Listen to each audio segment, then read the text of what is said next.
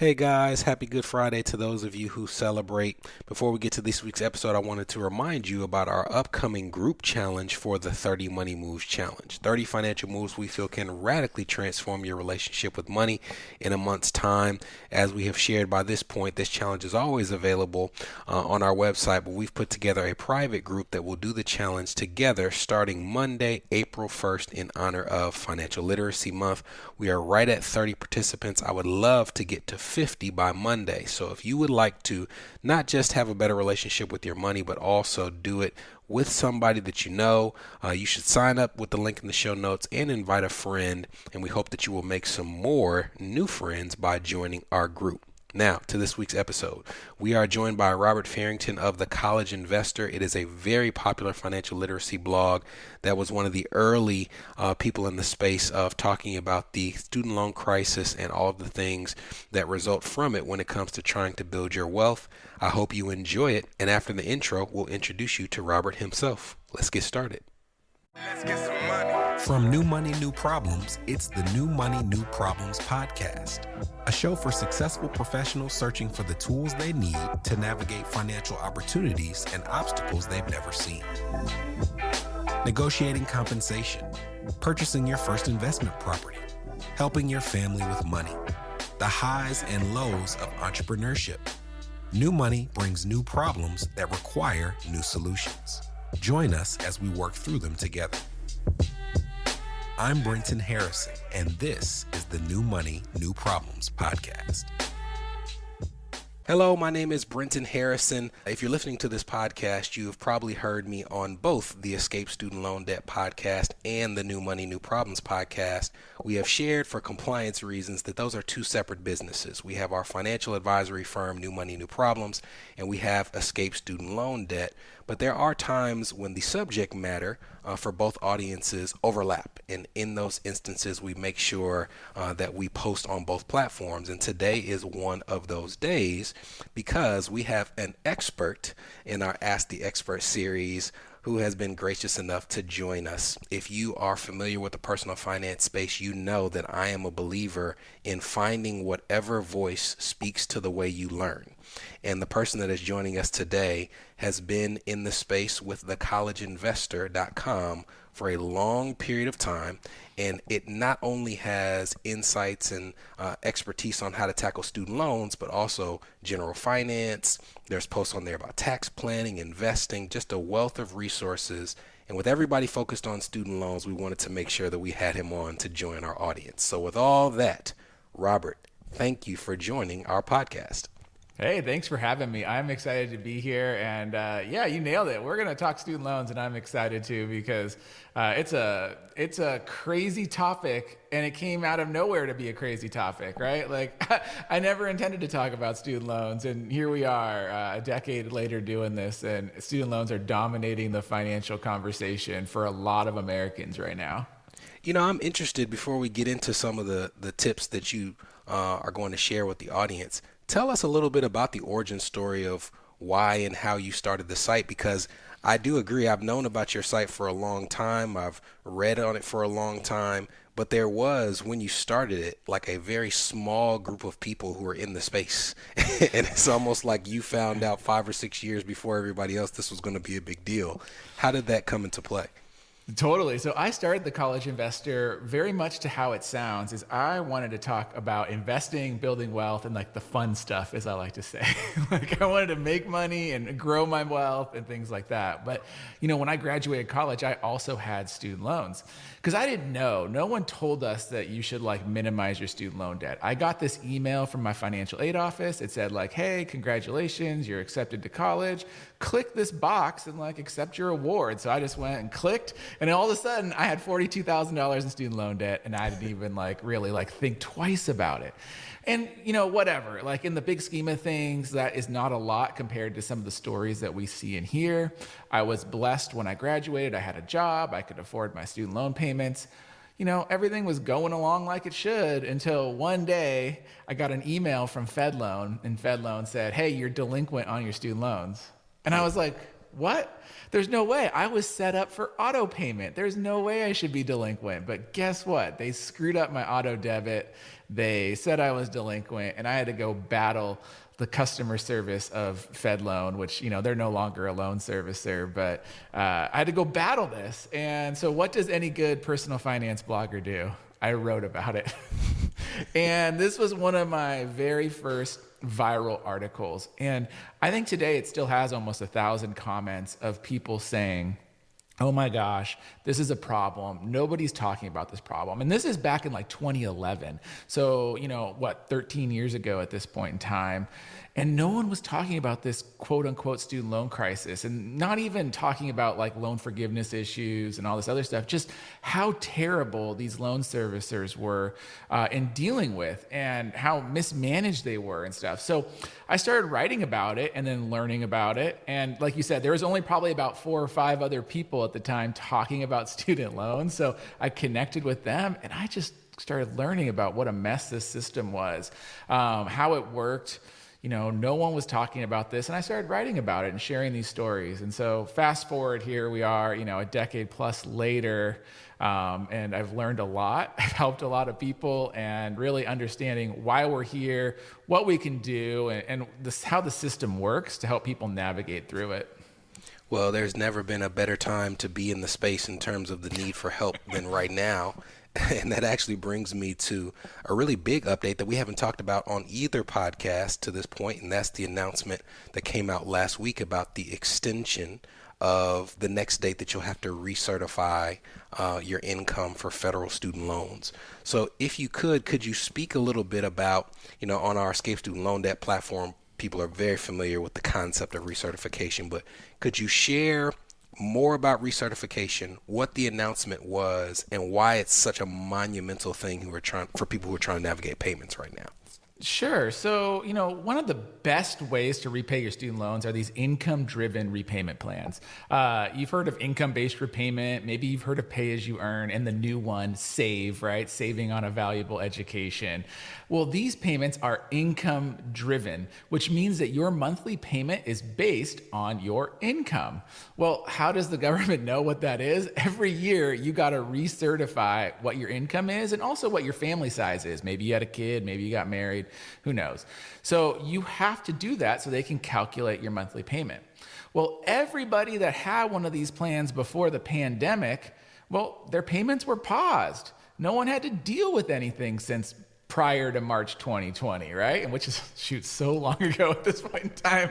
But if you were one of those people, your payments have been paused. And when payments resumed last year, they said, hey, we're going to give you a 6-month grace period to recertify your, family size and your income. Well, guess what? That 6 months has come, and the government, as you've seen, has really struggled to get people back on payment plans. The loan servicers don't even know what to do. They're struggling to process them. And a lot of people's processing of these things, the people that even tried to do it, were getting screwed up. So the Department of Education announced, a week ago at this point in time, that you now have until late September of 2024, at the earliest. I always like to put that asterisk on it, at the earliest, to recertify your, family size and your income to calculate these payments. But there's a few things. One, if you didn't recertify yet, you get to stay on your same payment. If you already recertified and your payment went up, they're going to bring you back down to what you were before, so they're going to lower your payment. And if you recertified and your payment was lower, you win. You get to keep that lower payment until the next recertification deadline. And then there's this group of people that tried to recertify and got stuck in paperwork limbo, and they're going to give you the month of March for free. They're going to put you in forbearance, put you at 0% interest, and count March as a free month. And then they're going to get you back on track, hopefully in April, if all that paperwork gets processed accordingly. So it's a big news for people that had these, income-driven repayment plans before the pandemic, and gives a little relief at this point in time. And it is very interesting because we've shared that they say things like the earliest, not only to give them that wiggle room, but because it doesn't mean that everybody has to do it in September. Everybody has a date that their particular loan has to be recertified in terms of the income. Right. So, to me, if you're looking at March 2020 being when the pandemic started, there's the possibility for these borrowers whose date doesn't come until 2025 that they could be in a position where they're still making payments until 2025 based on their 2019 tax return income. Is that accurate? Yeah. You nailed it. That is completely accurate. And you have to realize too that these people also got 3.5 years plus of 0% payments, 0% interest, no payments due. Maybe that counted for PSLF too. I mean, you're getting people halfway to potentially getting loan forgiveness, at low cost or no cost, which is, pretty big deal. Yeah. We have gotten feedback from a number of listeners that some of the stuff you're talking about where the loan servicers have messed up their payment, it's taking hours for them to get it fixed. What would you recommend for someone who is reading all these press releases, but their loan servicer doesn't seem to be following the plan, right? They weren't supposed to ask them to recertify. They did. They can't get a hold of them. What resources do people have in situations like that? So a few things. First off, I want everyone to realize how this works. I think a lot of people don't understand the system. I like to rag on these loan servicers all day long. They do mess up. But remember, these loan servicers are contractors for the Department of Education. They are call centers. You call your loan servicer, you're getting someone that's making $18 an hour that has had 1 week of training and knows nothing about your personal financial situation. Okay, that's what you're talking to. And I'm not trying to be mean or anything, but they don't necessarily know the best place to help you. And they're using the words that you're telling them to try to make a decision and a guess for you. Part two is when these press releases come out, we've seen this trend for the last 2 or 3 years, is that the White House and the administration are sometimes pushing things so fast that they're not giving these people time to even get training out to their call center reps. So, this press release goes out on a Friday afternoon and you call your loan servicer, they might not even know what you're talking about yet. So a few things that I recommend you do is, number one, most people don't need to call their loan servicer. And I highly recommend you don't call your loan servicer. I highly recommend that you do everything online. You send your documents through the secure portal and you do it that way because a couple things happen. One, there's no, gray area. Like, this is in writing. This is what was said. This is the document. And you have proof that it was submitted. Number two, if action is not getting taken care of in a reasonable period of time, which to me is about a month at this point in time, I just say go right to the student loan ombudsman. You can go there, you file a complaint, you say, I've submitted it, here's my screenshot, here's my paperwork, my loan servicer has not taken action, or they have not put me in administrative forbearance. Because look, the cool thing right now is if they're not processing your paperwork timely, they're just supposed to flip your loan into forbearance. You get 0% interest and no payment. So that's a win in my book too. Even if they're taking their sweet time and not doing what they're supposed to be doing, you should not be on the hook for it. So if that's not happening, you just reach out to the ombudsman, you send that email and said, I've submitted my paperwork to Mohila or whoever. They did not do it. They've not taken action. Just put me in administrative forbearance and just wait it out. You don't need to waste hours and hours of your time calling them because almost everything that you're calling them for is fruitless. It's not going to help. You can do it online or you can reach out to the ombudsman and you follow up that way. One of the biggest things that you can do with our government, these loan servicers and the Department of Education, is paperwork. Phone calls don't help. Paperwork helps. It's the same thing with your tax return. It's the same thing with everything. You don't need to call them. Just send the paperwork. So save yourself that 3 hours on that 800 number you're saying. Exactly. Well, you mentioned it being election year. They just released this last week. There's new payment plans. There's all type of deadlines. In your opinion, what are some of the things that are on the horizon in the student loan space that are the big things that people should be paying attention to? The biggest thing, I think, there's 3 things that are on my mind, and it's really pressing because I see this all the time. Number one on my mind, and that's what I'm talking to people about, and I still see people having, are FFEL loans. So Federal Family Education Loans. Basically, if you have an old student loan from before 2009, and you have not taken any action on it, you got about a month and a half left that you need to consolidate that loan. Okay, please, I am begging you. And the hard part is this goes against like 10 years of people saying, don't do anything to these loans, don't do anything to these loans. So if you have these old loans, the Biden administration has what's called the IDR waiver or the IDR payment recount or all these things. Everyone has a different name for it because there's no official name for it. But if you have these old federal family education loans, which is all these loans from before 2009, you need to consolidate them before April 30th. Like, just go out and consolidate them. I know it sounds scary because you're like, oh, but on my past payments and all this stuff. Well, if you do it before April 30th, they're going to count all the old payments. You get access to these new plans like Save and different things. And you might even get loan forgiveness sooner because they're just going to count at 20 or 25 years of payments. The scary thing is there's still like 2 or 3 million of these FFELs out there. So like, what are you doing out there, people? And so that one really scares me a lot. Number 2 is all the PSLF stuff. Like when you do consolidate these loans, you have to resubmit your PSLF certification form. So I see a lot of people freaking out because they consolidate. They're doing all these things that they're supposed to be doing, but you got to resubmit your PSLF form for all the 10 years or however many payments you have, or else the payment record's not going to be right. So if you consolidate, you do this work, and then you're like, oh my gosh, you got to submit the PSLF form so you get the credit. And then number 3, the big thing that I think is going to benefit a lot of borrowers is this summer, all the other provisions of the SAVE plan go into effect. So SAVE, the Saving on a Valuable Education, is President Biden's like new student loan repayment plan. And one of the big parts of it is it's going to set your monthly payment at 5% of your discretionary income.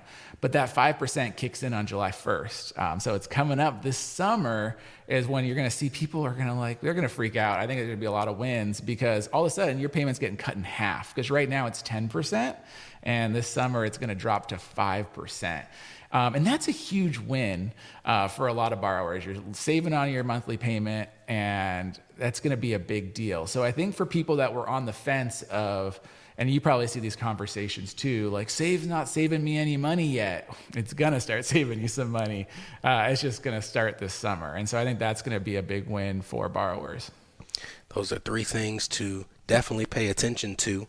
I'm glad we were able to go through some of the current events. We're going to take a quick break, and then after the break, we're going to get into some of the tips and tricks that you've seen be useful in hacking your student loans. We'll be right back. This is the New Money, New Problems podcast, a show for successful professionals searching for the tools they need to navigate financial opportunities and obstacles they've never seen. We'll be right back. Are you wondering what new money problems you might be overlooking in your financial life? If so, we've got great news. We've crafted the New Money, New Problems Gap Finder to identify potential weaknesses in your finances in areas ranging from budgeting, investments, insurance, and even the threat your extended family's finances could pose to your household. Please head to newmoneynewproblems.com/gapfinder to complete it today. Again, that's newmoneynewproblems.com/gapfinder to take the assessment.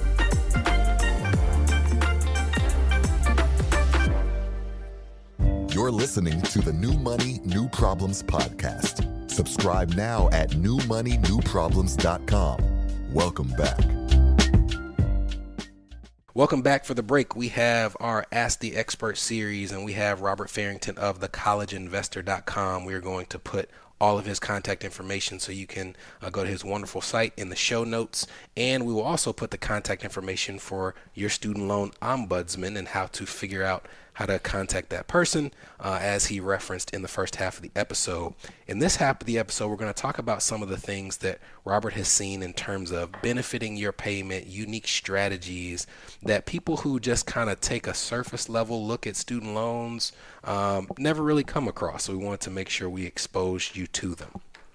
Robert, we were talking offline about just how big a deal some of the changes to the income-driven repayment plans have been in terms of like giving you the ability to save and contribute to other parts of your finances while also tackling your student loan debt.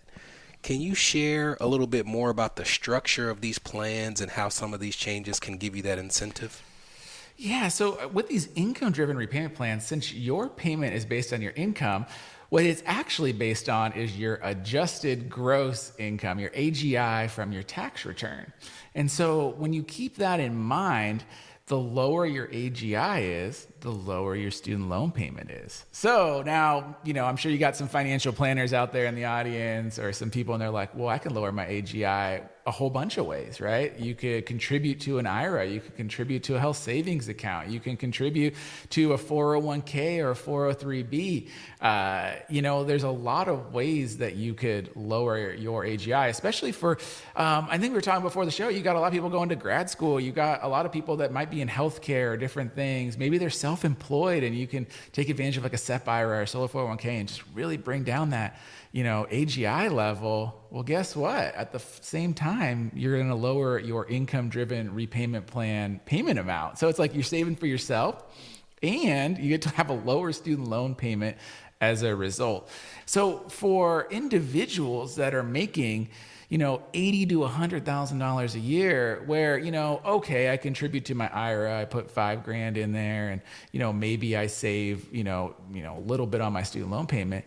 You're at this cusp where you could maybe bring yourself from having a student loan payment to not even having a monthly student loan payment by saving for yourself. And that's where it makes a big deal because of these changes. You might really see a big difference in your monthly budget by saving for yourself and not having a student loan payment or a significantly lower student loan payment. Yeah, so definitely an opportunity there. And, to me, part of the reason that I like your site is there are student loan sites and they give excellent student loan advice, but you have information beyond student loans on your site. And I think that speaks to the importance of not just only addressing your student loans, right? Like you have to be growing your finances while you handle the debt. Well, and you nailed it. I mean, I'm a big believer that, what's that Chinese proverb? The best time to plant a tree was 20 years ago. The second best time is today. But the real crux of that is that we can't go back in time. And so, a lot of people have this mindset that I got to eliminate my student loans. And it's like, maybe you do. But what you really need to do is when you're 22 years old is you need to start saving for retirement and investing. If you can start then, even if it's like $1,000 or something small, while paying off your student loans, that money is going to go a lot further. Because here's the other thing with these plans. So we didn't talk about this yet, but like Save and all the income-driven plans include loan forgiveness built in. So let's just say your financial life just doesn't work out to pay off the student loans. Okay, that happens. But after 20 years on the Save plan, the balance is forgiven. So if you graduate at 22, by 43, you could be student loan debt free. The question I have for you is, do you want to get to a $0 net worth? Or if you put like a little bit in your IRA every year, by the time you're 43, you might be debt free and have a positive net worth because you were able to invest a little bit along the way. And there are some graduate school borrowers who it might be 25 years for them, but even still, it's like, that payment plan is so generous that I think it eventually is going to be, it's going to kind of cancel out the other plans eventually, I believe. Well, and even the Department of Education thinks that. So, some other data is that they estimate within 5 years, something like 85% of all student loan borrowers are going to be on the Save plan. But I also want to remind everybody why they pick 20 and 25 years. So the average graduate school borrower pays off their student loan in 23 years. And the average undergraduate borrower pays off their loan in 18 years. So the government knows, come on now, like they're not doing this for free. Like they're not doing this out of the generosity of their heart. It's just that they know how long it takes. And they're picking a time that's just past it because they know most borrowers will pay it off and some will struggle and they will forgive that debt. But they're betting that you will grow your income over the next 20 years, which is why you went to college. It's why you did all the things. right? Like they're betting that that's going to happen. And, maybe it doesn't happen in year 2 after graduation, but by year 10 or so, they're expecting you to start making some good money and paying the stuff back. To me, that brings to mind the idea there was this article that came out about and there's like a peer-reviewed study that talks about the monetary value of being financially literate, and it was over 6 figures, right? Just the dollar value to you of taking an interest in being knowledgeable about your finances is worth over 6 figures. And to me, what you're talking about, that ability and interest in reading a little more about the rules, kind of just brings to mind the idea of you can't just go borrow this debt, not pay attention to it, not learn more about how it works, and think that everything is going to work out for you. You nailed it. It's no one's going to care more about your money than you.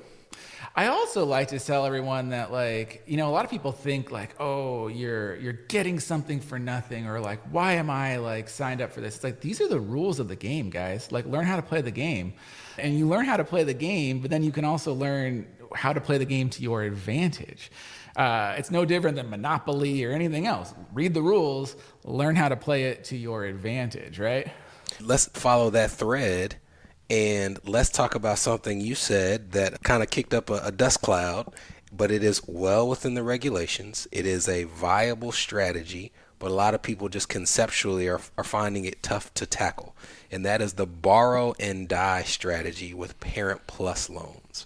So if you could, because the New Money, New Problems audience is not as familiar, could you first set the stage for Parent Plus loans, why they're so tricky, and then give some details of the borrow and die strategy? Totally. Well, this is a strategy. Financial planners love it. I'd say a lot of Americans are like, this is a little crazy. So first off, Parent Plus loans are loans that parents take to pay for their children's undergraduate college education. So these loans, they're federal loans, but they are in the parent's name and only the parent's name. And they are used to pay for a child's undergraduate education. Well, like all federal loans, they have a bunch of rules. You can, have certain repayment plans. You can do things like deferment and forbearance. If you had a Parent Plus loan during the pause, your payments would be paused, right? And then also, one of the things that happens with all federal loans is when someone passes away, the loan is forgiven. All right, well, here's where it gets a little controversial. And this really works well for older parents. And I like this strategy because it actually builds family wealth. So, parent loans I have a real problem with because they cause a lot of problems in families. And I don't know if you've seen this, but a lot of parents take them out and then they're getting close to retirement and they're like, how am I going to pay this loan? Like, I want to retire, but I can't afford it. So then they go talk to their child and their child's like, you want me to pay it back? And so it like causes family drama and like it just causes problems. But this strategy, you can kind of avoid these problems, but you can also make your whole family wealthier as a result. So what I recommend, and like I said, it works for older parents only. It doesn't work if you're like a 42-year-old parent. This probably isn't going to be the strategy for you. But if you are in your late 50s or early 60s and you are getting kids into undergraduate, you borrow these loans, and guess what? You don't have to pay the loan when the kid is in school. So, there's 4 years, maybe 5 years where you're not making any payments on that loan, right? And then after they graduate, you get 6 months of a grace period, you're not paying the loan, but then you can defer the loan. And you can defer that loan for 36 months. So there's 3 more years. Boom. You can kick that loan down the road even farther. And then at the end of 36 months, they're going to say, hey, knock, knock, you got to start paying your loan. Well, you can consolidate that loan, and then you can have a new loan, and then you can repeat the 36-month process again. So here we are. You're at 4 or 5 years, plus 3 years, plus another 3 years. You're 10 plus years of not paying this Parent Plus loan. Now you might be getting close to retirement or in retirement, and guess what? Your income will probably drop substantially. So if your income has dropped substantially, we talked about this earlier in the show, your AGI is going to be low. You can sign up for things like ICR where you might have a $0 payment or a very, very low payment if you have one, especially for families that are just on Social Security, maybe a small retirement pension. your payment will be very low or nothing. And then you take that until the loan is forgiven or you pass away. But what I'm getting at here is that this is one of those strategies where it doesn't make sense to pay extra on your student loan. It makes sense to actually delay, get to low income, pay as little as possible. And it also makes sense to not ask your child to help you. If you are, you're basically throwing away wealth that your family unit, parent and child together, could have, whether that's inheritance, whether that's just their own income, whether that's your income that you could live off of. Like, don't give the government extra money that they don't deserve. Like, it's the rule of the game that you can do this. So, that's a viable financial planning strategy, but it does freak people out because the end of it is either loan forgiveness or death of the parent. But that's just what happens. It's going to happen one way or another. You're either going to live for 20 years, wonderful, and the loan is forgiven, or in that period of time, you're going to pass away because you're older. That happens as well. But either way, you're not burdening your child with these loan payments. You're not paying extra money to the government. It does bring a win-win financial situation.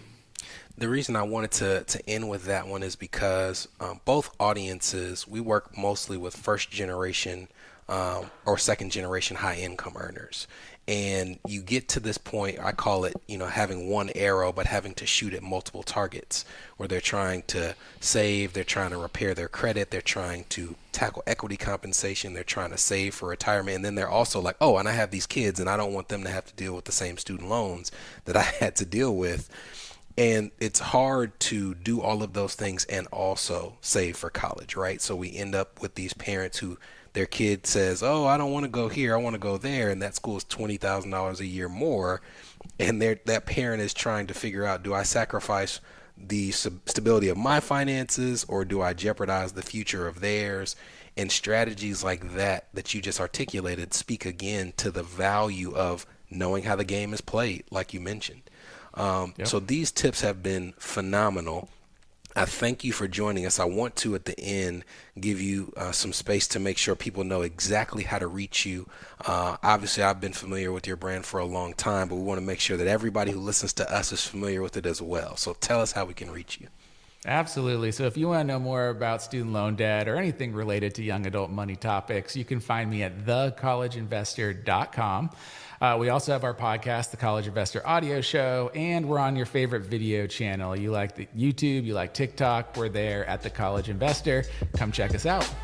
That is excellent. Robert, thank you for joining us. Hey, thanks for having me. This has been fun.